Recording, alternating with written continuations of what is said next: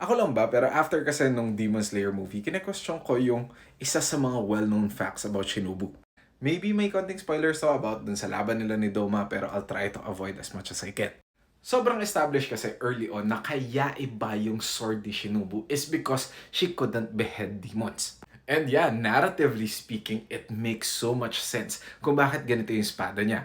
Pero what she shown us, parang talaga? Kasi I do understand na pwedeng mag-work tong whole concept na to kung ang kalaban niya upper moons. Pwede pa nga lower moons, maybe, pero not really. Pero kasi yung pinakita niyang feat of strength and speed, kaya mo ba talaga sabihin na hindi niya kaya mag-behead ng mga normal na demons? Now that I think about it, pwede naman sinabi na lang nila na yun yung choice niya talaga. Ito yung weapon na gusto niya kasi gusto niya mag-deliver ng poison. Hindi naman kailangan na pahinain siya. Kasi yung level ng destruction na ginagawa niya, kasi ang dinadahilan lang, thrusting yung sword attacks niya.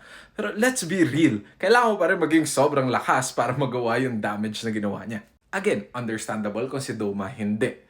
Pero yung ibang demons, siguro naman kaya niya yun. Siguro ang iniisip ko na lang, baka nung bago pa siya na Demon Slayer, hindi niya kaya talaga. Like, that one, understandable.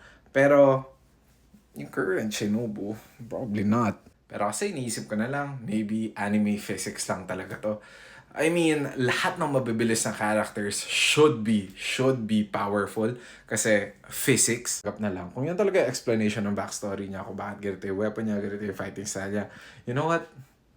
Gets. Okay. Fine. Hindi siya masyadong pinag-uusapan kasi na-highlight yung Giyu at saka Akaza. Pero at the end of the day, this is still a really, really good fight. Nice.